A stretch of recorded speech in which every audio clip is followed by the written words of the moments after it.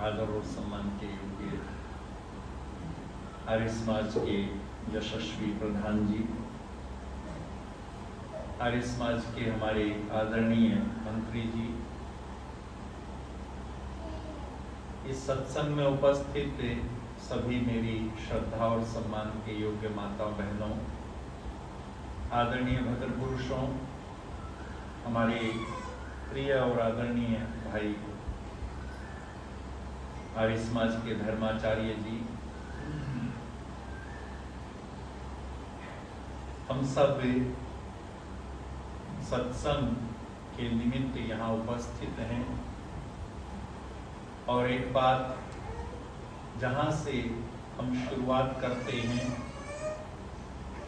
कि बिनु सत्संग विवेक न होवई, प्रभु कृपा बिन दुर्लभ सोई। ईश्वर की महान महान कृपा है कि हम सब आज यहाँ उपस्थित होकर के परमात्मा के स्मरण के साथ साथ अपने जीवन के संबंध में भी विचार करने को उपस्थित हैं। ये जीवन बहुत महत्वपूर्ण है इस अर्थ में कि यह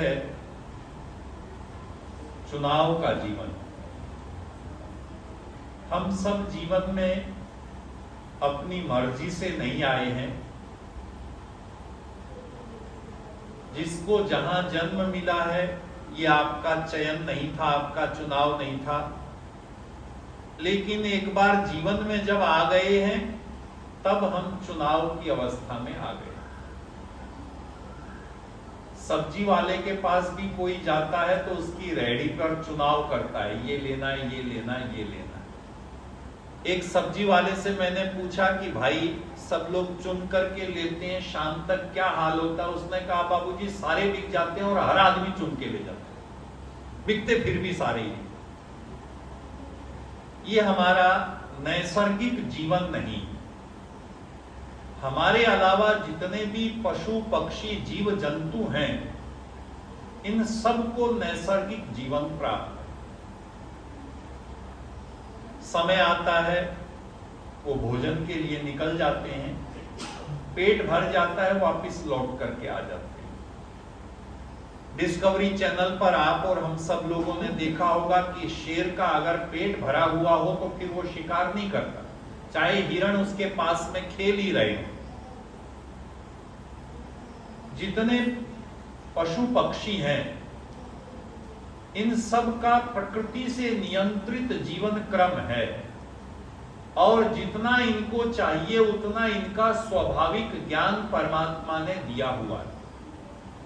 घोंसला बनाने के लिए कोई ट्रेनिंग स्कूल किसी को नहीं चाहिए, सबको पता है कैसे घोंसला बनाना है, कहां बनाना है, कैसे सुरक्षित रहेगा। और इतने सुंदर सुंदर घोंसले पक्षी बनाते हैं कि आप और हम चाहें तो भी पहिया के जैसा घोंसला नहीं बना सकते। ये सब उसको नैसर्गिक ज्ञान प्राप्त है। लेकिन ये हमारा प्यारा बच्चा बैठा है, अगर माँ ने बच्चे को बैठना नहीं सिखाया तो वो सारी जिंदगी बैठेगा नहीं, लेट सकता है, बैठ नहीं सकता। अगर माँ बच्चे को खड़े होना ना सिखाए तो जिंदगी भर बच्चा खड़ा होना नहीं सीख सकता। माँ अगर बच्चे को बोलना ना सिखाए तो जिंदगी भर बच्चा बोलेगा नहीं। ये प्रयोग हो चुके हैं। मुरादाबाद के पास एक 15 साल का बच्चा जो जंगल में मिला, भालू उठा ले गया था, वो भालू जैसी ध्वनि करना तो जानता था, बोलना नहीं जानता।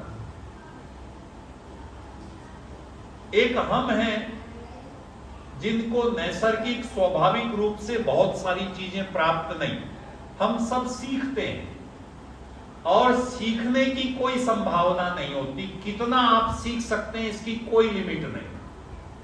इसलिए इंसान का जीवन सबसे महत्वपूर्ण जीवन है इस अर्थ में कि आप जितना सीख चाहें आप सीख सकते हैं, जितना श्रेष्ठ बनना चाहें आप बन सकते हैं, जितनी तरक्की करना चाहे आप तरक्की कर सकते हैं। और इसके विपरीत भी हमारे पास सारी संभावनाएं।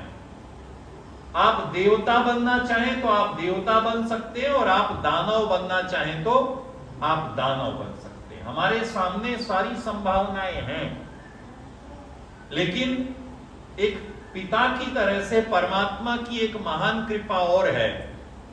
जैसे एक माता पिता अपनी संतान को कभी भी दुख नहीं देना चाहता, दुख में नहीं चाहता, कोई माता पिता यह नहीं चाहता कि उसकी संतान दुखी हो, ऐसे ही उस परम पिता परमात्मा ने भी हम सबके कल्याण के लिए हमको जहां बुद्धि दी, ऐसे बुद्धि के साथ साथ अवसर दिए और अवसर के साथ साथ अपना ज्ञान भी दिया। और ज्ञान इस अर्थ में दिया कि ज्ञान के ऊपर आचरण करके मनुष्य अपने जीवन को श्रेष्ठ बना सकता है। आज हमारी समाज के सामने एक समस्या है, बहुत सारे अभिभावकों की ये शिकायत है कि हमारे नई पीढ़ी, हमारे बच्चे बिगड़ रहे हैं। बहुत लोग कहते हैं बच्चे बिगड़ रहे हैं, नई पीढ़ी बिगड़ रही है। एक मनोवैज्ञानिक ने कहा कि पहले कोई चीज बनती है उसके बाद बिगड़ती है। ऐसा कभी नहीं हुआ कि कोई चीज बिगड़ी बिगड़ी ही पैदा हुई, नहीं, पहले कोई चीज बनेगी तो बिगड़ेगी। उसने कहा कि जब बच्चे अभी बने ही नहीं, उनका जीवन अभी बना ही नहीं, तो वो बिगड़ क्यों रहे, कहां समस्या हो गई? कुछ तो कारण ऐसा हो गया कि बिना बने ही बिगड़ने लग गए। ये बात ज्यादा गहराई से विचार करने की। आज से सैकड़ों वर्ष पूर्व के इंसान को देखें तो उसका जीवन कुछ अर्थों में बहुत अच्छा था। आर्य समाज अगर आज से 100 साल पहले कोई आता तो पैदल चल के आता और पैदल ही चल के जाता। हमारी तरह से फुल गाड़ी में बैठा आ गया चला गया, ऐसा नहीं हो। कोई भी कार्य आज से 50 साल 100 साल पहले हमारे बुजुर्ग करते थे तो वो अपने शरीर से करते थे। घर में आटा पीसना है, माताजी पहले गेहूं साफ करेंगी, फिर उसको हाथ से पीसती थी। सब्जी कटेगी, घर की साफ, तमाम सारे कार्य सब इंसान स्वयं करते और स्वयं करते थे, इसीलिए शरीर का श्रम स्वयं हो जाता था। न चाहते हुए भी आपका शारीरिक श्रम होता था। इसलिए क्योंकि शारीरिक श्रम होता था तो शरीर से तंदुरुस्त रहते थे। महाभारत के समय के बारे में हम पढ़ रहे थे कि महाभारत का युद्ध जब हुआ तो भीष्म पितामह की उम्र लगभग 150 साल थी। आज तो 70-80 साल के बाद ही आदमी मान लेता है कि हाँ हमारा तो हो जा लिया जो भी होना। और वो 150 साल के सेनापति थे। हमारे पूर्वज भी इस तरह से स्वस्थ निरोग रहते थे क्योंकि शरीर का श्रम था। आज शरीर का श्रम नहीं है। आज हमारे पास भौतिक साधन है। भौतिक साधनों का होना कोई समस्या नहीं है, भौतिक साधन होना अच्छी बात है, लेकिन भौतिक साधनों के अधीन होकर शरीर का श्रम छोड़ देना अच्छी बात नहीं। शरीर का श्रम छोड़ दिया तो शरीर खराब हो गया, ये नियम है। हम तो कहते हैं कि मशीन का उपयोग नहीं किया जाएगा तो मशीन खराब हो जाएगी।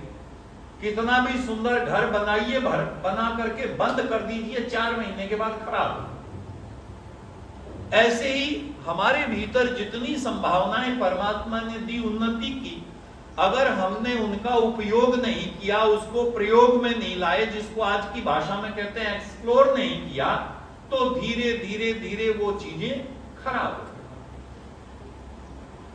दूसरी बात, शरीर के साथ साथ बुद्धि और विचारों के साथ भी है। पुराने हमारे लोगों का एक जीवन जीने का सिद्धांत था कि क्या कहते थे जी, सादा जीवन उच्च विचार, या एक और कहते थे कि सादा खाना और मोटा ओढ़ना, या मोटा खाना सादा ओढ़ना पहनना। मोटा खाना का मतलब था ऐसे अनाज जो बहुत ज्यादा, आधी बार तो चने भून करके खाते थे सारी चीजें। तो ये उनके जीवन को जीने का क्रम था। और हमारे यहाँ एक वाक्य कहा जाता है कि जैसा अन्न वैसा मन। अब वो भुने हुए ऐसे अन्न को, मोटे अन्न को, सादे विचार को रखते थे तो उनका मन भी ठीक होता था। मन और तन दोनों ठीक हो जाए तो व्यक्ति शतायु होगा ही होगा। आज की समस्या, व्यक्ति की सबसे बड़ी समस्या मन की समस्या है। मैं बहुत बार आपसे निवेदन करता हूं, तन की समस्या भी उतनी बड़ी नहीं है। तन की समस्या का भी इलाज आज बहुत अच्छा उपलब्ध है। आप डॉक्टर के पास जाते हैं, डॉक्टर इलाज बता देता। देखो, पुराने जमाने में आप डॉक्टर के पास जाते थे तो डॉक्टर पहले कहता था क्या खाया, फिर आपसे कहता था ये खाना, ये मत खाना। इलाज के साथ साथ में पथ्य ज्यादा महत्वपूर्ण होता था। परहेज जिसको कहते हैं, परहेज करना पुराने जमाने में डॉक्टर के पास जाइए, सबसे पहले कहेगा ये चीजें मत खाना, ये दाल मत खाना, ये सब्जी मत खाना। आज के डॉक्टर के पास जाइए, कहेगा सब कुछ खाना, हमारी गोली खा लो, उसके लिए ये खा लेना, उसके लिए ये खा लेना, खाओ सब कुछ। ये जो जीवनचर्या बनी है वर्तमान समय की, मैं इस जीवनचर्या के संबंध में और हमारे जीवन में जो सुख का आधार होना था वो नहीं हो रहा, उसके संबंध में थोड़ी बातें आज आपसे करना चाहूं। हमारे ऋषियों ने इस जीवन को बहुत महत्वपूर्ण जीवन माना और ये कहा कि देखो, धर्म अर्थ काम मोक्षाणम आरोग्यम मूलम उत्तमम। आप कुछ भी जीवन में चाहे धर्म की उन्नति प्राप्त करें, चाहे अर्थ की, चाहे काम की, चाहे मोक्ष की, इसमें सबसे पहली चीज है आरोग्य। और आरोग्य की परिभाषा हमारे शास्त्रों ने सिर्फ शरीर की नहीं दी। चरक के ऋषि ने लिखा कि सम धातु, कहने लगे कि प्रसन्न इंद्रिय मनोबुद्धि समत्वम, कि जिससे स्वास्थ्य कहते हैं, जिसे स्वस्थ कहते हैं, वो केवल शरीर नहीं है। सम धातु सम दोष समाग्नि मल क्रिया, कहने लगे शरीर की सारी धातुएं सम हो, ये एक कारण हो गया। धातु का मतलब होता है, पुराने जमाने के आधार पे देखें तो जिसको न वात रोग है, न पित्त रोग है, न कफ रोग है, जिसके वात पित्त कफ तीनों ठीक ठाक है, उसका शरीर ठीक है। इन तीनों में से कोई भी चीज बिगड़ेगी तो शरीर खराब हो जाएगा। आज के आयुर्वेद आचार्य कहते हैं सबसे ज्यादा प्रयोग करना बहुत जरूरी है किसका? गिलोय का। गिलोय की बहुत बात कहते हैं। क्यों गिलोय की बहुत बात कहते हैं? इसीलिए क्योंकि गिलोय त्रिदोष नाशक होती है। गिलोय जो होती है वो तीनों दोषों को शांत करती। किसी को वात रोग है, गिलोय लाभ करेगी। किसी को कफ है, गिलोय लाभ करेगी। किसी को हाइपर एसिडिटी या पित्त है, गिलोय लाभ करेगी। इसीलिए सबसे ज्यादा गिलोय की बात, आंवले की बात आज के जमाने में की जाती है, क्योंकि स्वस्थ शरीर तब होगा जब तीनों दोष शांत हो जाएंगे। कहने लगे इतने से ही इंसान स्वस्थ नहीं हो सकता। दूसरी पंक्ति में चरक ने कहा प्रसन्न इंद्रिय मन, उसकी इंद्रियां, उसका मन प्रसन्न हो तब वो स्वस्थ होगा। आज का व्यक्ति यदि इस अर्थ में आप देखें, हमारी इंद्रियां प्रसन्न हैं क्या?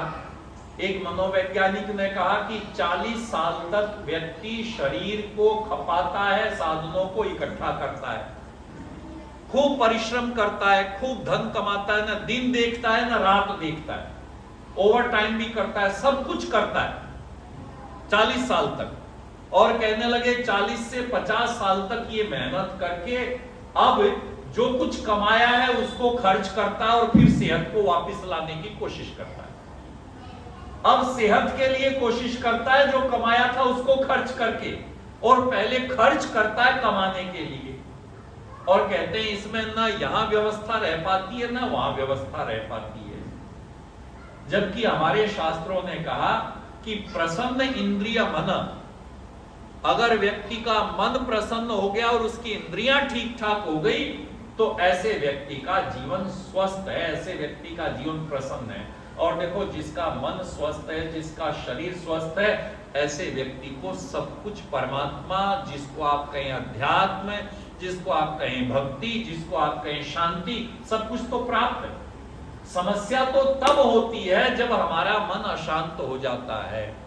हम बैठे हैं, हमारा मन शांत नहीं है, हम विचार कर रहे हैं, किसी कहीं से कहीं खोते चले गए। हमारा शरीर कभी यहां से अकड़ता है, कभी यहां से अकड़ता है, कभी यहां से अकड़ता है। हमको कभी ऐसे हवन कुंड बनाने पड़ते हैं। अब आर्य समाजों में हवन कुंड ऐसे हो गए जिसमें कुर्सियों पर बैठ करके लोग यज्ञ कर रहे हैं। कुर्सियों पर बैठ करके हवन करने की मनाही वाली बात नहीं है, या ऐसे बैठ के मनाही करने वाली बात नहीं। बात यह है कि हमारा शरीर स्वस्थ हो, यह बहुत जरूरी है। और शरीर स्वस्थ होगा, मन स्वस्थ होगा, तो फिर हम दीर्घ जीवी भी होंगे, हम अपने जीवन के लक्ष्यों को प्राप्त भी कर सकेंगे। देखिए, जो हमारी परंपरा है ना, एक व्यक्ति कुम्हार के पास गया और कुम्हार के पास जाकर के कहने लगा, भाई साहब आप मटका बनाते हैं, घड़ा बनाते हैं? उसने कहा, जी कुम्हार, घड़ा ही तो बनाना मेरा काम, ये देखो मैंने बनाए ये सारे घड़े, अनेक तरह के घड़े बनाए। उसने कहा, बहुत अच्छी बात। अगले दिन फिर गया, इस बार जाकर के कहने लगा, भाई साहब मैं ये मिट्टी लेके आया हूं, जो आपका चार्ज लगेगा वो चार्ज ले लेना, ये घड़ा बना दो। कुम्हार ने उस मिट्टी को उठाया और उठा करके कहने लगा, भाई साहब इससे तो घड़ा नहीं बन सकता। उसने कहा, क्या बात कर रहे हैं, मैंने उस दिन आपसे पूछा था, आपने कहा था मिट्टी से ही घड़ा बनाता हूं, और आपने कहा था ये सारे घड़े मिट्टी के।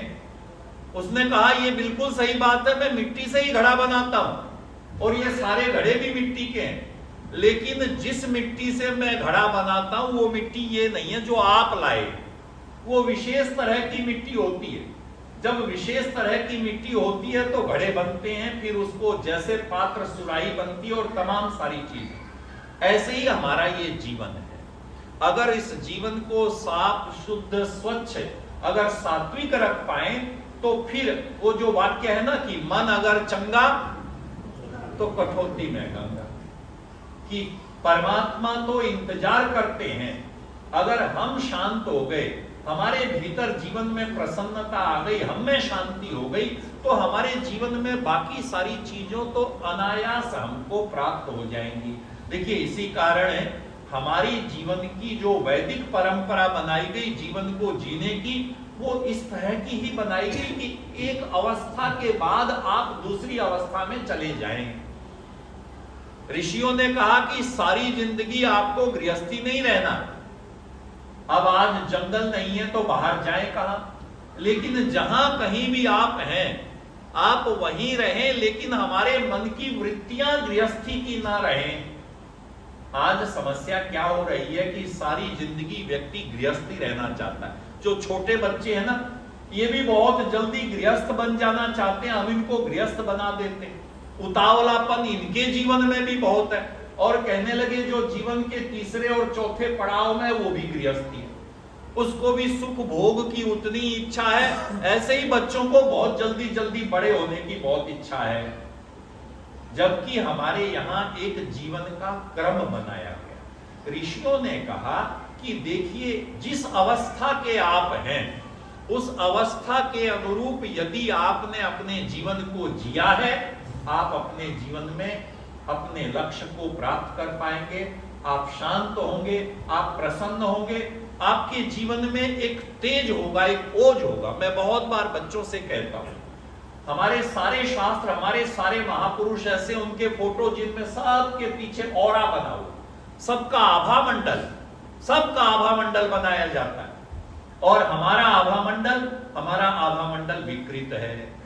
हम एक उम्र में आने के बाद थके थके से, दुखी दुखी से, कभी वहां चले गए, कभी यहां चले गए, जबकि हमारे शास्त्रों ने कहा कि नहीं, आपने जीवन के पहले पड़ाव में परिश्रम किया, आपने जीवन के पहले पड़ाव में शिक्षा प्राप्त की, जो भी आपको था, आपके जीवन में बढ़ोतरी हुई, आपने बहुत कुछ प्राप्त किया। अब जीवन का दूसरा पड़ाव आपके लिए था कि आप संसार के सुखों का उपभोग करें, वो भी एक दूसरे के साथ रहकर, एक दूसरे के साथ धर्म का पालन करते हुए। इसलिए पत्नी के लिए क्या शब्द हमारे यहां जानते हैं? सहधर्मिणी। वैदिक साहित्य में पत्नी के लिए एक शब्द है सहधर्मिणी, यानी जो आपके धर्म का पालन करने में आपकी सहायता करती है, आपके साथ रहती है।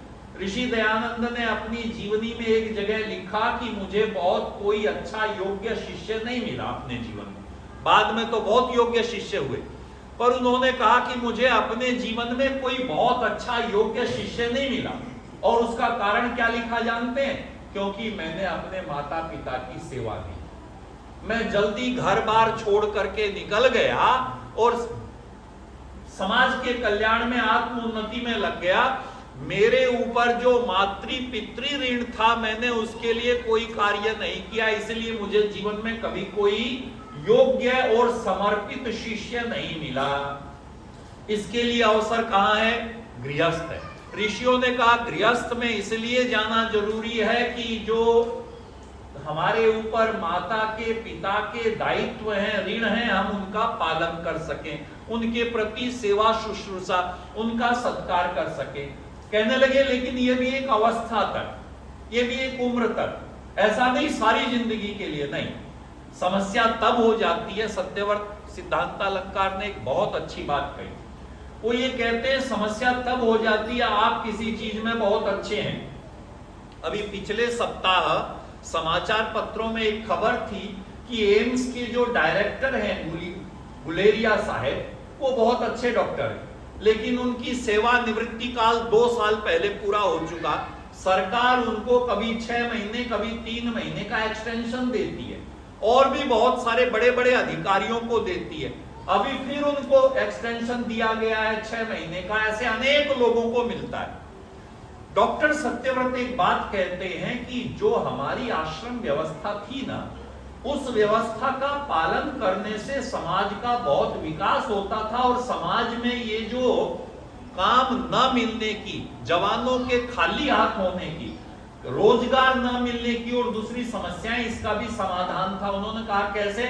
समाधान ये था कि आपकी अवस्था हो गई एक विशेष, आप 60 साल के हो गए, आपका बहुत अनुभव हो गया, आप बहुत योग्य हैं, आप डॉक्टर हैं, आप इंजीनियर हैं, आप बड़े अधिकारी हैं, सच्ची बात है, आपका अनुभव, आप बहुत योग्य हैं। लेकिन यदि आप अपनी जगह छोड़ेंगे नहीं तो दूसरा डॉक्टर गुलेरिया आएगा कहां से? आप अपनी जगह छोड़ेंगे नहीं तो दूसरा जो आपकी संतान है, पिता सारी जिंदगी यदि फैक्ट्री का एमडी बना रहेगा तो उसकी संतान एमडी बनेगी कैसे? उसको अनुभव कहां से मिलेगा? इसीलिए ये भारत की जीवनचर्या थी कि एक अवस्था पर आप पहुंच गए, अब आप अपनी जिम्मेवारियों से धीरे धीरे विड्रॉ करें। अब अपनी संतान को आप लायक बनाएं, अपने सामने उसकी परीक्षा करें, आप देखें वो गलती करेंगे, हमने भी की होगी, कभी आपने भी की होगी, कभी जीवन के पड़ाव में, लेकिन धीरे धीरे धीरे धीरे अनुभव करते करते आप योग्य हो गए। अब आपकी योग्यता का उपयोग उस अर्थ में नहीं होना चाहिए जिस अर्थ में गृहस्थ काल में हो रहा था। उस जिम्मेवारी को आगे आने वाले अधिकारियों को, आगे आने वाली पीढ़ी को दीजिए और आप आगे बढ़िए, जीवन के दूसरी तीसरी अवस्था में आ जाइए। स्वामी जी ने लिखा है कि जीवन की तीसरी अवस्था का दायित्व क्या है कि गृहस्थ काल में अपने जीवन में कुछ समस्याएं आ गई, आपको मानसिक परेशानी आ गई, आपको हाइपर एसिडिटी हो गई, आपको ब्लड प्रेशर बढ़ गया। क्यों बढ़ गया? क्योंकि मानसिक और शारीरिक स्वास्थ्य बिगड़ गया। सीधी सी पहचान है कि अगर हमको कोई समस्या आई है तो उसका कारण यह है कि गृहस्थ काल में जीवन के 60 सालों में, 50 साल में कहीं ना कहीं कोई ना कोई ऋतुचर्या, जीवनचर्या किसी कारण से ऐसी हो गई कि वो बिगड़ गई। कहने लगे अब जीवन का जो तीसरा समय है ना, अब उसको ठीक करने का है, अब अपने आप को रिपेयर करके अपना विकास करने का। शुरू में मैंने अपने बारे में सोचा, जब मैं विद्यार्थी काल में था 25 साल तक मैंने अपने लिए सोचा, फिर मैंने अपनों के लिए सोचा, अपने पत्नी, अपने बच्चे, अपने पति, अपने बच्चे, परिवार, माता पिता, फिर मैंने अपनों के लिए सोचा। अब कहने लगे अब तीसरी अवस्था में मुझे अपना, अपने और अपनों से आगे निकल करके अपने समाज के लिए, अपने आसपास के लोगों के लिए सोचना है। इसलिए देखो भावना तो यही है, आप सब लोग जो आर्य समाज और तमाम मंदिरों में आप जाएंगे, हमारी समाज के वो लोग होंगे जो जीवन के तीसरी अवस्था और चौथी अवस्था के होंगे, क्योंकि परंपरा तो यही है। अब हमको अपने से आगे बढ़ना, अब सबके लिए सोचना है और सबके भले का चिंतन करने वाला एक संसार का नियम है कि अगर आप किसी का भला करते, वो जो गाना है ना जी कि दूसरों का दुखड़ा दूर करने वाले तेरे दुख दूर करेंगे राम। आप यदि दूसरे के लिए अच्छा चिंतन करते हैं तब आपको 2 लाभ होंगे। एक तो समाज में आपका आदर सत्कार बढ़ेगा, और दूसरा हमारे भीतर अच्छाई जाएगी। आज सारी दुनिया में, आपसे निवेदन कर रहा हूं, आज सारी दुनिया में व्यक्ति के मन और स्वास्थ्य के संबंध में बहुत रिसर्च हो रही, बहुत रिसर्च की जा रही, और रिसर्चर्स ये कह रहे हैं कि व्यक्ति का खान पान, व्यक्ति की जीवनचर्या उसके जीवन के सारे सुख और दुख का आधार है।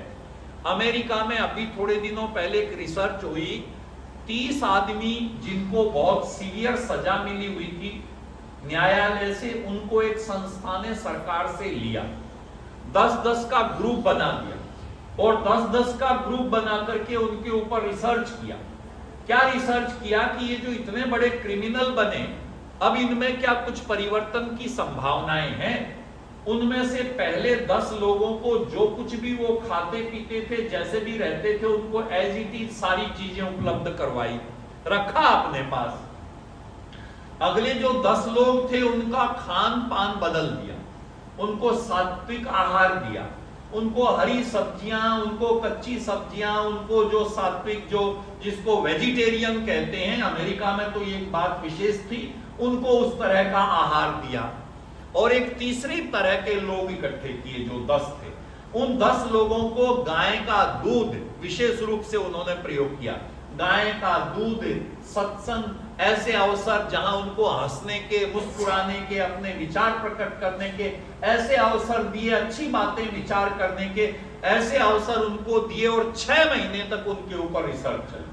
और 6 महीने के बाद रिसर्च का परिणाम उन्होंने लिखा कि जो गाय के दूध और सात्विक वातावरण में रहने वाले लोग थे, वो सब प्रायश्चित कर रहे थे अपने आप। जो कुछ उन्होंने जीवन में किया था वो पछतावा कर रहे थे, वो श्रेष्ठ बनना चाहते थे, वो धीरे धीरे अच्छाई लेते जा रहे थे अपने आप। कहने लगे जो दूसरी तरह के लोग थे वो भी थोड़े थोड़े पहले से परिवर्तित होते चले जा रहे थे। और उन्होंने कहा वो जो तीसरी तरह के लोग थे ना, जिनको जैसे का तैसे छोड़ दिया था, वो और भी ज्यादा क्रिमिनल हो गए, वो और भी ज्यादा खुखार हो गए, तो उनकी वृत्तियां और भी खराब हो गई।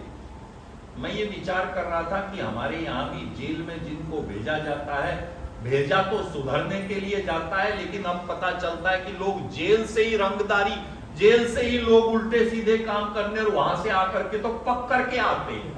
कारण यह है कि जिस उद्देश्य के लिए वहां भेजा जाता है वो उपलब्ध नहीं होता। मैं आपसे निवेदन कर रहा हूं, ये रिसर्च, ये प्रयोग हमको ये कहना चाहते हैं कि जीवन के तीसरे पड़ाव में हम चाहें तो अपने आप को, अपने भीतर को, अपने स्वास्थ्य को, शारीरिक और मानसिक स्वास्थ्य को बिल्कुल ठीक कर सकते, बिल्कुल ठीक कर सकते। चरक की कुछ बात आपसे करना चाहता हूं इस संबंध में। चरक ये कहते हैं कि इंसान रोगी, इंसान परेशान क्यों है? इंसान परेशान इसलिए है कि वह अपनी एक इंद्रिय के ऊपर अनुशासन नहीं रख पाता, सिर्फ एक। चरक ने कहा वैसे तो 10 इंद्रियां हैं, पर उसने कहा कि एक इंद्रिय के ऊपर भी अगर इंसान अनुशासन रख ले तो वो सुखी हो सकता है, वो प्रसन्न हो सकता है। कहने लगे कौन सी इंद्रिया? कहने लगी ये जो वाक इंद्रिय, यहीं से हम खाते भी हैं और यहीं से हम बोलते भी। उन्होंने कहा यदि इंसान इस पर विद कंट्रोल रख ले कि जो खाए पहले थोड़ा देख ले, सोच ले कि ये मेरे लिए अनुकूल है कि नहीं है, और जो बोले, बोलने से पहले जरा सोच ले कि जो कुछ मैं बोल रहा हूं इसका परिणाम अनुकूल है कि नहीं है। कहने लगे अगर एक इंद्रिय के ऊपर, हम कहते हैं ना जी महाभारत क्यों हुआ, तो बहुत सारे लोग कहते जी महाभारत इसलिए हुआ कि द्रौपदी जी ने कह दिया था कि अंधों के अंधे ही होते हैं, तो बहुत बड़ा महाभारत हो गया। हमारे सामने ये उदाहरण है, ऐसे बहुत सारे उदाहरण। तब चरक ने कहा कि जो कुछ भी आप ग्रहण कर रहे हैं, जो कुछ भी शरीर में जा रहा है, देखो आयुर्वेद ये कहता है कि जीवन में भोजन इसलिए है कि जीवन ठीक चल सके। हम क्या कहते हैं? वो कहता है जीने के लिए खाना, और आज का इंसान कहता है खाने के लिए जीना। इसलिए रसमलाई कहाँ की अच्छी है, पुरानी दिल्ली का क्या अच्छा है, वहां का क्या अच्छा है, यहाँ का क्या, हम सब कुछ को इकट्ठा करते हैं, हमको वो सारी चीजें चाहिए। शब्द प्रयोग किया हमारे विचार को ना, हम कहते हैं रस के लिए खाना, टेस्ट के लिए खाना, स्वाद के लिए खाना। हमारे लोग कहते थे खाने को स्वाद लेकर खाना। दोनों शब्दों में विचार करना, एक है स्वाद के लिए खाना और दूसरा है स्वाद लेकर खाना। जो कुछ भी घर में बना है, जो कुछ भी आपको उपलब्ध है, उसको स्वाद लेकर के यदि इंसान खाएगा तो वो स्वास्थ्य के लिए विचार करेगा, स्वास्थ्य की रक्षा होगी। फिर जो अन्न होगा वो शरीर का हिस्सा बनेगा। और यदि स्वाद के लिए खाएगा तो फिर कुछ खाएगा कुछ खाएगा। आजकल देखो चिकित्साचर्या में, आयुर्वेद और आज की पद्धति में, आज के डॉक्टर्स कहते हैं आप दिन में 6 बार खाओ, थोड़ा थोड़ा खाओ, 6 बार खाओ। हमारे ऋषियों ने कहा नहीं, ये जीवनचर्या गलत है। हमारे ऋषियों ने कहा कि आपको अपना 2 बार विशेष आहार लेना है। एक बार सुबह आप आहार लीजिए, एक बार शाम को आप आहार लीजिए। कोशिश कीजिए सोने से 2-2.5 घंटे 3 घंटे पहले आप आहार ले लें और आहार लेके कुछ देर आप चलें फिरें, उस शरीर में उसको जज्ब करने का अवसर मिले। चरक महाराज कहते हैं कि रात को जब आप सो गए, आपकी सारी इंद्रियां शिथिल हो गई, सो गई, लेकिन आपने रात को 11 या 12 बजे या और देर से खाने पेट में डाल दिया, वो भी भारी डाल दिया, बेचारा पेट और उसका सारा तंत्र लगा हुआ उसको हजम करने में। जब बाकी सब इंद्रियां शांत हैं तब उसको काम करना पड़ रहा है। और उसका कारण क्या हुआ? क्योंकि सारे दिन इसने मेहनत की, इसलिए सुबह उठे तो उत्साह नहीं, ऊर्जा नहीं, स्फूर्ति नहीं, व्यक्ति उत्साह से नहीं उठता। आयुर्वेद कहता है अन्न तो ऐसा है जैसे मशीन में आपने फ्यूल डाल दिया। मशीन में फ्यूल नहीं था, आपने फ्यूल डाला, अब इग्निशन मारिए, भागेगी गाड़ी। अब गाड़ी में तेज आ गया, थ्रस्ट आ गया। और हम खाना खाते ही लेटना चाहते हैं, हम खाना खाते ही विश्राम करना चाहते हैं, हमको खाना खाते ही आलस आता है। क्यों आता है? जबकि खाना ऊर्जा देने वाला है, भोजन से ऊर्जा प्राप्त होती है, पर इसीलिए क्योंकि हम सिर्फ टेस्ट के लिए, स्वाद के लिए खाते हैं। ये बात मैं आपसे इस अर्थ में करना चाहता हूं कि अब इस अवस्था में हमने अपनी 2 चीजों को ठीक करना है। एक हमने अपने तन को ठीक करना है और दूसरा हमने अपने मन को ठीक करना है। जो कुछ भी हो रहा है, मैं चरक के संदर्भ में कहता हूं, महर्षि चरक कहते हैं शरीर में जो पेट नामक हिस्सा है, हमारा ऑर्गन है, इसको 4 चीजों के लिए बांट दीजिए। एक, इसमें सॉलिड अन्न खाइए आप। दूसरा कहने लगे ये लिक्विड के लिए रखिए। तीसरा कहने लगे ये श्वास, हवा जो वैक्यूम में, उसको खाली रखिए। और चौथा कहते हैं ये हंसी के लिए रखिए। उसने कहा कि जो इंसान दिन में 20-25 मिनट एक बार खिल करके, जबकि पेट तक, नाभि तक सारी इंद्रियां खुल जाएं, यदि वह अपने घर में, अपने समाज में ऐसा हंस सके, तब उसके शरीर की 33 जो करोड़ इंद्रियां हैं, जो उसके न्यूरॉन्स हैं, वो सारे खुल जाते हैं। और वो सारे खुल जाते हैं तो उसका मन प्रसन्न हो जाता है। आप याद करें, पिछले कितने दिन हो गए आपको खिलखिला करके हंसे हुए? आप याद करके देखें तो हम लोग पाएंगे कि बहुत खिलखिला करके हंसे हुए तो मुद्दत हो गई, और जब हंसना चाहते हैं तो खांसी उठ जाती है। क्यों? क्योंकि शरीर को भी हंसने की आदत ही नहीं है। पहले कैसे खिलखिला करके व्यक्ति हंसता था। अब हमारा जो शास्त्र है, हमारी जो परंपरा है, वो ये कहती कि अब जीवन में वो अवसर आ गया, अब आपको बहुत तनाव नहीं है। भगवान की कृपा से इतने साधन आपके पास हैं कि आपका जीवन बहुत अच्छा गुजर बसर हो रहा है। इतने साधन हैं कि अपने लिए भी हैं और दूसरों के लिए भी हैं। परमात्मा ने इतना अवसर दिया। अब हमको अपने जीवन में वो सब कुछ करना है जो हम किसी कारण से नहीं कर पाए।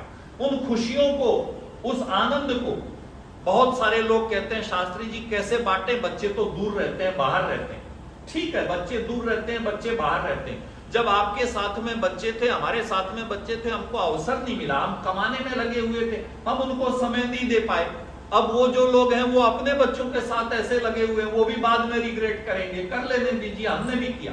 लेकिन अब अपने जीवन के लिए याद रखिए, मुझे वो घटना याद है कि जब स्वामी राम तीर्थ लंदन जा रहे थे और वो समुद्री जहाज के डेक पर बैठे हुए थे, तब वहां एक बुजुर्ग कुछ कुछ लिखता रहता था। ये भी टहलने के लिए डेक पर जाते थे। इन्होंने उस बुजुर्ग से पूछा कि आपकी उम्र क्या? उसने कहा मेरी उम्र है 93। इसने कहा ये आप क्या लिखते रहते हैं? उसने कहा महोदय मैं चीनी भाषा सीख रहा हूं, और जैसा आप और हम सब लोग जानते हैं चीनी भाषा चित्रात्मक होती है, वहां पिक्चर्स होती है, और यूं कहा जाता है कि अच्छी तरह से मैंडेरियन, अच्छी तरह से चीनी भाषा को सीखने के लिए 1 लाख पिक्चर बनानी आनी चाहिए। 1 लाख पिक्चर अगर आप बना सकते हैं तो आप अच्छी तरह से अभिव्यक्त कर सकते हैं। तो स्वामी रामतीर्थ ने इनसे कहा महाराज आपकी उम्र तो बहुत बड़ी है, अब आप चीनी भाषा सीख करके क्या करेंगे? इसने एक बार ऊपर से नीचे तक देखा और कहा कि आप परिचय, आपका परिचय। इसने कहा मैं भारतीय हूं और ऐसा ऐसा।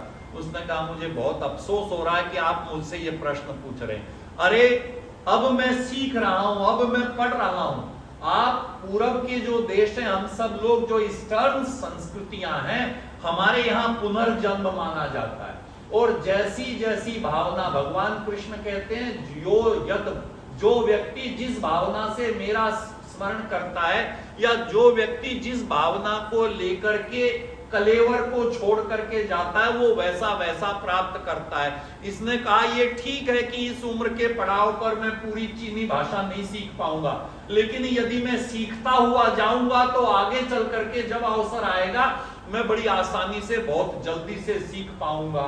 तो हमारे पास में अब जीवन में वह अवसर है कि जो जो चीजें रह गई हैं, रविंद्रनाथ ठाकुर इस देश में बहुत बड़े व्यक्ति हुए, बहुत बड़े व्यक्ति हुए, और रविंद्रनाथ ठाकुर का जब अंत समय आया तो उन्होंने एक बात कही, बहुत महत्वपूर्ण बात। रविंद्रनाथ ठाकुर ने हजारों गीत लिखे, आप जानते हैं। उन्होंने एक्चुअली वो ठाकुर है, वो तो अंग्रेजों ने टैगोर, अंग्रेजों को ठाकुर बोलना नहीं आता था तो उन्हें ठकोर टैगोर कर दिया। देवेंद्रनाथ ठाकुर उनके पिताजी थे जो स्वामी दयानंद के भक्त थे, और स्वामी दयानंद रविंद्रनाथ ठाकुर के घर गए हुए। रविंद्रनाथ ठाकुर ने अपनी जीवनी में लिखा कि मैं 7 साल का था जब स्वामी दयानंद हमारे घर आए। देवेंद्रनाथ ठाकुर उनके पिताजी थे, उनके साथ वो भी योग का अभ्यास करते थे स्वामी दयानंद, क्योंकि उस समय के वो प्रबुद्ध लोग थे, उनके घर उनका आना जाना। खैर रविंद्रनाथ ठाकुर ने हजारों गीत लिखे, आप जानते हैं, उनको पुरस्कार भी मिला हुआ। उन्होंने एक बात कही, और कमाल की बात कही, मैं आपको बताना चाहता हूं।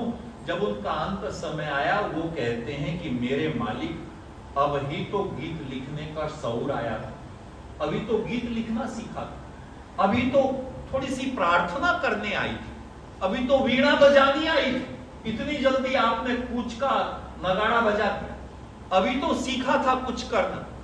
कौन कह रहा है? वह व्यक्ति जिसने हजारों गीत लिखे, जिसने अपने जीवन में हजारों पेंटिंग्स बनाई। उसने कहा अभी तो जीवन में कुछ सीख आई, अभी तो समझ आई, अभी तो सही को सही कैसे महसूस करना है, अभी तो समय आया था, अभी जाने का समय आ गया है, तो बहुत जल्दी हो गई।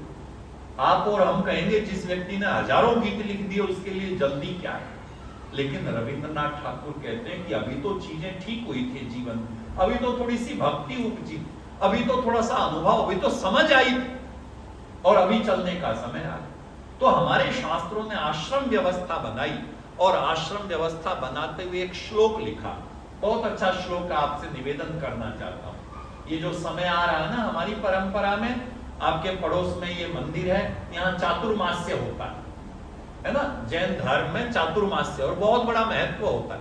अपने यहाँ भी पुरानी परंपरा थी, ये चातुर्मास्य वैदिक परंपरा का है, अपने यहाँ भी पुरानी, कि जो सावन और ये जो महीने हैं, ये सत्संग और स्वाध्याय के महीने होते थे। क्यों होते थे? क्योंकि व्यक्ति बाहर ज्यादा निकल नहीं सकता, घूमेगा फिरेगा क्यों, बारिश होती थी भरपूर, तो फिर आत्मचिंतन करे, फिर अपना चिंतन करे। और ये आता है शास्त्रों में कि जो लोग बुजुर्ग जंगलों में चले जाते थे वो भी आ जाते थे, फिर वो गांव में धर्मशालाएं होती थी, नगरों में मंदिर होते थे, धर्मशालाएं होती थी, वो वहां ठहरते थे। और जब वो लोग वहां ठहरते थे तो सारे लोग गृहस्थ, जिनके वो पूर्वज थे, जिनके वो बड़े बुजुर्ग थे, एक दिन आप भोजन ले जा रहे हैं, एक दिन मैं भोजन ले जा रहा हूं, एक दिन वो भोजन ले जा रहा है। सिर्फ अपने बाबा जी के लिए नहीं, सब बाबा जियों के लिए, जो भी समाज के हैं, जो भी आसपास के हैं। वही परंपरा आज वहां किसी अर्थ में थोड़ी थोड़ी जीवित जागृत है, हमारे यहाँ धीरे धीरे कम हो गई। मैं आपको एक श्लोक की बात कर रहा था। ऋषि ने लिखा, प्रथमे नार्जिता विद्या, द्वितीय न अर्जितम धनम, तृतीय न अर्जितम धर्म, चतुर्थे किम करिष्यति। उसने कहा, जीवन के पहले पड़ाव में जिस व्यक्ति ने परिश्रम करके विद्या का अर्जन नहीं किया, और कहने लगे जीवन के दूसरे पड़ाव में जिस व्यक्ति ने परिश्रम करके धन का अर्जन नहीं किया, और कहने लगे जीवन के तीसरे पड़ाव में जिस व्यक्ति ने परिश्रम करके तपस्या करके धर्म का अर्जन नहीं किया, चतुर्थे किम करिष्यति, बाद में क्या करोगे, चौथे में क्या करोगे।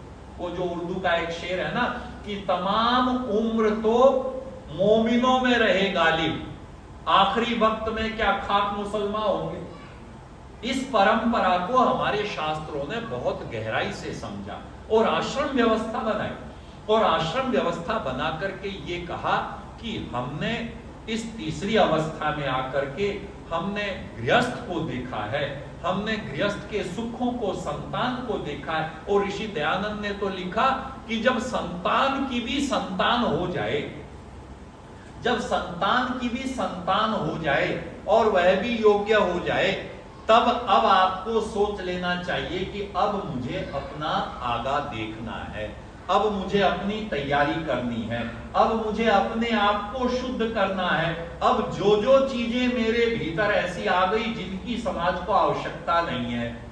देखिए, जिन परिवारों में हम रहते हैं ना, परिवार के लोग हमको हमारी असलियत बता देते हैं, ऐसा नहीं कि हमको नहीं बताते। अगर हम क्रोधी स्वभाव के होंगे तो हमारे बच्चे नहीं बताएंगे, तो हमारे जो ग्रैंड चिल्ड्रंस है ना, वो बता देंगे कि आपको बहुत गुस्सा आता है, आप बहुत ऐसे हो, आप बहुत वैसे हो। बड़े नहीं बताएंगे, जो हमारे अपने वो नहीं बताएंगे, आगे वाले बता देंगे। आप बहुत अच्छे हैं, इसका परिचय आपके जो अपने लोग हैं वही आपको दे देंगे। अगर आपसे बच के चलने लगे, अगर आपसे छुपाने लगे, अगर आपसे एक तरफ करने लगे, तब यह मान लीजिए कि हमको अपने आप को कुछ परिवर्धित करने की जरूरत है। अगर हम ऐसा कर पाएंगे, अगर हम ऐसा करेंगे, तो जो हमारे शास्त्रों की परंपरा है ना, शास्त्रों की परंपरा ये कहती है कि पके हुए फल में दो चीजें होती हैं। कौन कौन सी दो चीजें? आजकल तो आम का जमाना है ना जी, हमको आम खरीदने हो तो कैसे खरीदते हैं? दुकान से उठा के ऐसे सूंघ के देखते हैं, सूंघ के देखते हैं। अगर उसमें सुगंध है तो हम समझ जाते हैं जिसमें सुगंध है वो कैसा होगा, वो मीठा होगा, फिर हम उसको ले लें। ऐसे ही खरबूजे के साथ करते हैं, हम उठा के देखते हैं, सूंघ के देखते हैं, अगर उसमें महक है तो हम समझ जाते हैं जी ये तो मीठा होगा जरूर। ये नियम है कि अगर फल ठीक से पका हुआ होगा तो उसमें सुगंध भी होगी, और जिसमें सुगंध होगी उसमें मिठास भी होगा। कहने लगे जीवन भी तो ऐसे ही चलता है, जीवन भी तो ऐसे ही पकता है, जीवन भी तो ऐसी अवस्था में आता है। अब जैसे जैसे हम पकने लगे, अगर हमारी सुगंध न प्रकट हुई तो दूसरे लोग समझ जाएंगे कि इस आदमी में न तो सुगंध है न इसमें मिठास है। तो जिसमें सुगंध और मिठास न हो उसको कोई लेना चाहेगा, कोई खरीदना चाहेगा? नहीं खरीदना चाहेगा। आनंद स्वामी जी ने एक घटनाक्रम लिखा है, आपको सुनाना चाहता हूं। आनंद स्वामी जी पंजाब, उस समय वर्तमान पाकिस्तान, एक परिवार में गए हुए।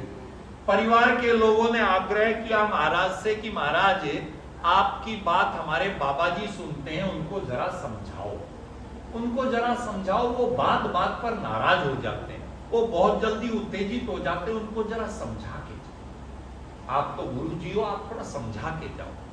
कहने लगे ठीक है, प्रयत्न करके देखता हूं। लाला जी से मिले एकांत में, कहने लगे लाला जी मुझे आपसे बात करनी है, एकांत में बात करनी। बोले ठीक है महाराज, मैं आता हूं आपके पास। हो गए, कहने लगे लाला जी आप मुझे हाथ दिखाओ, हाथ दिखाओ। और हम सब लोगों को हाथ दिखाना तो सबको अच्छा लगता है, अगर मौका मिले तो हम भी दिखाते हैं कि देखो कितनी उम्र है। अब बड़ी उम्र का आदमी तो यही कहेगा कि कितनी की उम्र हो बाकी है। तो उन्होंने स्वामी जी से कहा कि महाराज ये बताओ उम्र कितनी बाकी है।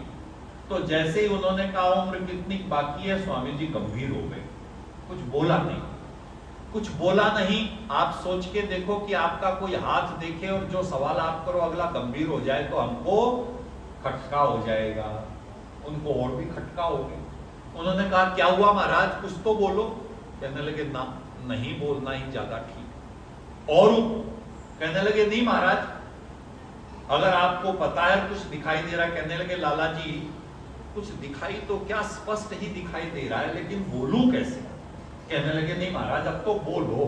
कहने लगे नहीं बोल नहीं सकता हूं। बोले नहीं जरूर बोलो, अब तो जा कैसे मैं जी सकता हूं, आपको बोलना पड़ेगा। कहने लगे बुरा मत मानना पर थोड़ा समय बाकी, थोड़ा समय बाकी। कहने लगे कितना समय होगा। कहने लगे बस अगर मेरा गणित और मेरा ज्ञान ठीक है तो महीना भर समझ लो, महीना भर समझ लो। अब आप सोच करके देखो किसी आदमी को कोई ये कह दे कि महीना भर, तो क्या हाल होगा। इस व्यक्ति का तो सारा जो आसमान था वो जमीन पर आ गया। अगले दिन से जीवन में जो जो चीजें पहले खाने की टेबल पर जाते ही 10 गलतियां निकलती थी, काम में बच्चों की गलतियां थी, ये थी वो थी। अब जिसको देखता आंखों में पानी आ जाता कि ये बच्चा, ये पत्नी, ये पोता, ये पोती, ये सारे लोग 1 महीने के बाद नहीं होंगे। अब जिसको देखता आंखों में भीतर से पानी आ जाता। प्रकट किसी को करता नहीं, क्योंकि बाबा जी ने कहा था कहना किसी को मत, नहीं गड़बड़ हो जाएगी सारी। अब एकदम से जिससे मिलता उसी से प्यार से मिलता। बच्चे को बड़े प्यार से गले से लगाता, सुबह उठ करके। बच्चे ना भी चाहते तो भी आगे बढ़ के बेटे को गले से लगा लेता, बच्चों के सिर पे हाथ रखता, पत्नी से बहुत अच्छी तरह से बात करता। सारे घर के लोग हैरान हो गए, कहने लगे बाबा जी ने ऐसे क्या बूटी दे दी, ये तो पिताजी एकदम ही चेंज हो। धीरे धीरे होते होते एकदम सारे परिवार का माहौल बदल गया। सारे परेशान थे और एकदम से ठीक, सब कुछ ठीक हो गया। 1 महीना पूरा होने को था, बाबा जी आए। बाबा जी आए, आते ही इस व्यक्ति ने एक अकेलेपन में कहा कि महाराज अच्छा हुआ आप आ गए, अब तो मेरा जाने का समय आ गया। इसने कहा कोई बात नहीं, मैं इसीलिए आया हूं, आप सारे घर के लोगों को बुलाओ। घर के सारे लोगों को बुलाया, ऐसे जैसे हम लोग बैठे हैं ऐसे बैठाया, और कहने लगे कि भाई ये बताओ कि तुमको 70 साल पहले जो पिताजी थे, 70 साल पहले जो पिताजी ने जीवन जिया था, वो पिताजी पसंद है कि ये पिछले 1 महीने के पिताजी। लोगों ने कहा महाराज कमाल कर दिया आपने, ये 1 महीने के पिताजी तो कमाल के हो गए, हमको तो ऐसे ही पिताजी चाहिए। बाबा जी स्वामी जी कहने लगे लाला जी मैंने आपका हाथ देखा जरूर था, लेकिन आपके हाथ में ऐसी कोई रेखा नहीं है कि 1 महीने में आपका अंत है। आपकी तो बहुत लंबी उम्र है, अभी बहुत दीर्घ जीवी हो, लेकिन मैंने आपसे इसलिए ये बातें कही थी महाराज कि आप तो दीर्घ जीवन और लंबी उम्र की बात कर रहे हो, भगवान की व्यवस्था में ये देखो 1 दिन भी आप ऐसा जी गए जैसा इन बच्चों ने 1 महीना किया, तो ये सारी जिंदगी याद रखेंगे, ये सारी जिंदगी आपके हो गई। ये हमेशा आपको उसी रूप में देखना चाहते हैं। आपके भीतर जो ये परिवर्तन आया, ये सारे लोगों की खुशी का कारण हो गया। हम क्यों नहीं ऐसा कर सकते हैं कि रोज हमारे जीवन में खुशी का दिन हो। हम भगवान के सामने देखिए, फिर से रविंद्रनाथ ठाकुर की एक कविता मुझे याद आती। रविंद्रनाथ ठाकुर ने एक कविता लिखी और कविता में वो उस बात को कहना चाहते हैं कि परमात्मा तू आया, मैं गीत भजन सब गाने में इतना व्यस्त था कि मैंने तुझे देखा ही नहीं। मैं 3-5 में मैं संसार में परिवार में इतना व्यस्त था कि मैंने तुझे देखा ही नहीं। तू जब जब आया मुझे सब कुछ दे के चला गया, संतान दे दी, घर दे दिया, द्वार दे दिया, परिवार दे दिया, सब कुछ देता चला गया, पर मैंने कभी तुझे देखा ही नहीं, तेरा धन्यवाद ही नहीं। अब जब मैं धन्यवाद करने बैठता हूं, अब जब मैं बैठता हूं तो मुझे सारी चीजें याद आ रही है, मुझे सब कुछ ध्यान आ रहा है कि ये गड़बड़ तो मुझसे ही हो गई। तू आता रहा, तू देता रहा, तू करता रहा, और मैं कभी भी तेरा धन्यवाद, मैं कभी भी तुझे महसूस ही नहीं कर पाया। अब मैं महसूस करता हूं कि तू तो हमेशा से मुझसे कर रहा था, दे रहा।